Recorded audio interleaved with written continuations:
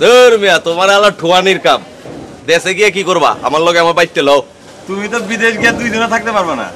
ওই মিয়া তোমার আলা বিয়াকরণের বুদ্ধি দিছে কে? হ্যাঁ নিজে চলা পারো না ঠিক মতো, আমার বিয়া করছে, লেঞ্জা লাগাইছে। আই তো বিয়ে করতে চাই না, জোর করে বিয়ে করাইছি।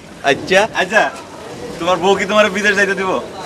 না, যে উপায় আছে, দেশে তো কিছু করতে পারতো না। তাহলে অসুবিধা কি?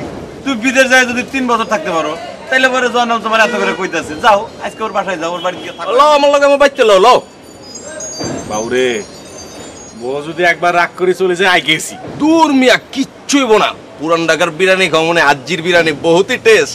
খাইও বিদেশ যাওয়ানটা একবার কনফার্ম হইলে বউ তুলে দিতাইবো, তখন দুজন একলগে খাইব। হইছে, তোমার আর বিদেশ যাওয়া হইছে। তুমি পরে আসল ধইরা নোয়াখালী গিয়ে বয়া থাকো, যাও। এই কথা কেন কইলা? তুমি আলা একদিন থাকা পারো না বউ থুয়া, তুমি 3 বছর থাকবা বিদেশ, ওইছে।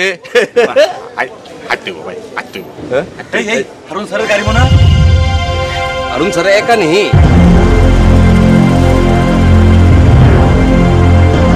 এটা তো ভিতর থেকে ঠিক মতো দেখতে পারলাম না। বাবুরে, আঙ্গের বিদেশ ভাড়ায় কত টেয়ার গাড়ি হাঁকায়।